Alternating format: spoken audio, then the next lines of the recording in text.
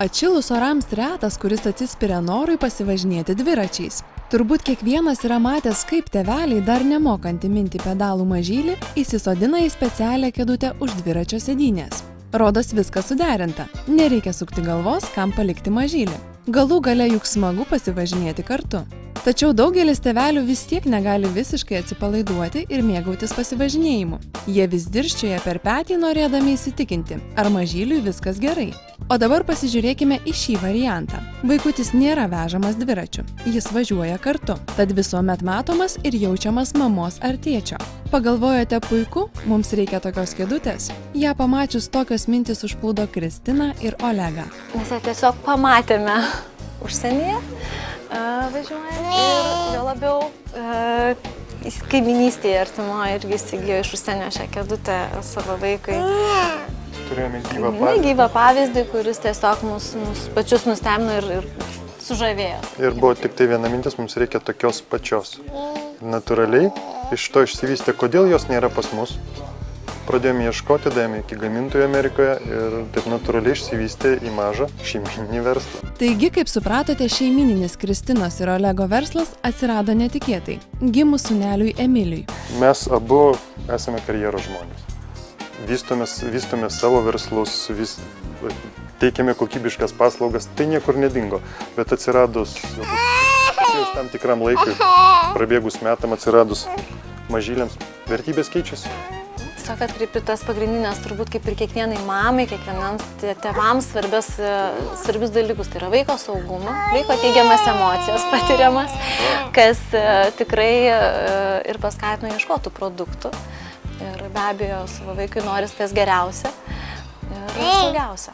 Įtikinėti Amerikos dviračių kėdučių WeRide gamintojų dėl atstovavimo Lietuvoje nereikėjo, sako Kristina, nes visi jų atstovai Europoje yra šeimos, tokias kėdutes išbandžiusios su savo mažyliais.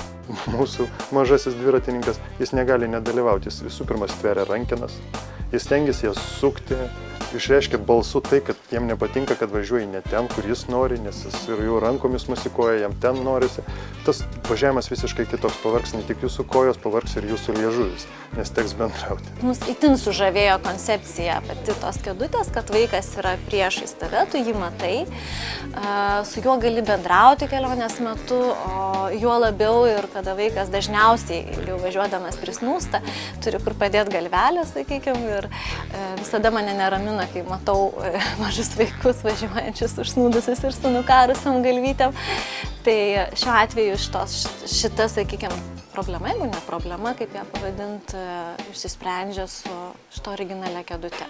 Apdovanojimais už kokybę bei dizainą įvertinta WeRide kėdutė tinka prie daugumos dviračių. Nepriklausomas rėmas, ant kurio tvirtinama kėdutė, garantuoja maksimalų saugumą ir patogumą.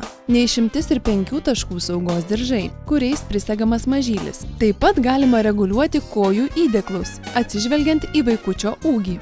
Šioje kėdutėje mažieji dviratininkai gali važiuoti nuo 1 iki 4 metų, arba kol pasieks 18 kg svorio ribą. Faktas tas, kad šis dviratis tampa neįtikėtinai stabiliu, kai vaikas tvirtinamas arba sodinamas vidury. Jūs lengvai viena ranka išlaikote. Lygiai tas pats ir tinka mamoms, ko mamos dažniausiai bijo.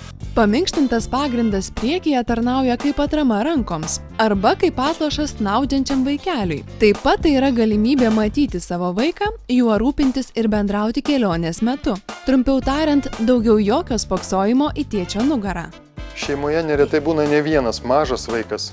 Taip, kad toks kėdutės tvirtinimo būdas leidžia prijungti papildomą transporto priemonę. Kas tai bebūtų, jei tai vaikai iki 4 metų, tiks vežimėlis. Jei tai vaikai vyresni virš 4 metų, puikiai tiks prijungiamas dviratis.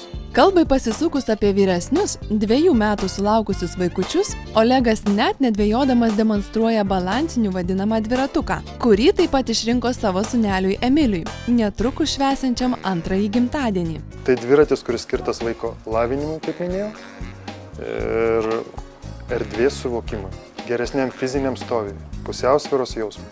Vaikas išmoksta be ašarų važiuoti dviračiu. Tai yra pirmas jo dviratis po vežimėlio. Taip turėtų būti. Mums nereikia triračio, mums nereikia su papildomais ratukais.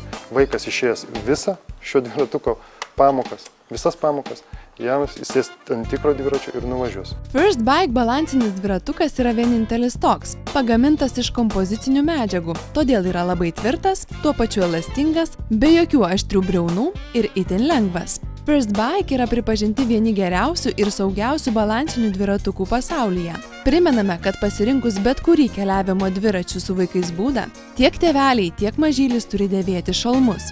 Na, o tęsdami pokalbį su Kristina ir Olegu, nepaliaujame stebėtis, klausydamėsi apie kitus unikalius, išskirtinius ir itin kokybiškus gaminius, leidžiančius šeimai pramogauti kartu su vaikais.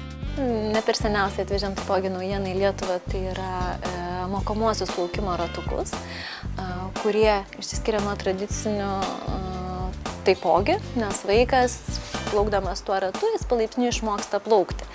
Tai koncepcija yra kitokia, vaikas mokos teisingos plaukimo pozicijos, ne kaip plūdė vertikalioj padėty, o gulimoj padėty, tai vėlgi jie yra pakankamai originalų savo konstrukcijas. Nes tai šį produktą sukūrė inžinieriai kartu su plaukimo mokykla. Ir šiuo metu vakaruose sunku rasti plaukimo mokyklą, kur apsieitų be to. Nes tai apima nuo 3 mėnesių iki 6 metų. 6-8 metų. Skirtingo dydžio, skirtingos konstrukcijos, oro talpų skirtingas dydis. Tai yra gaminys, kuris padeda plaukti, nes vaiko jo padėtis tiesiog nuo pirmų dienų yra gulima tam rate. Jis taisyklingai užima varliuko poziciją. Taigi peršasi išvada, kad vaikai ne tik kasdieninis džiaugsmas ir laimė, bet ir puikių idėjų, įkvėpimo, o kai kam ir naujo verslo pradžia. Mes jau supratom, kad mes sustoti negalime ir...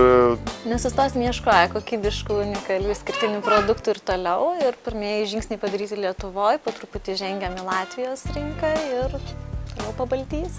Paklauskit po metų, kiek mes toli nuėjome. Bet manom, kad einam teisingai.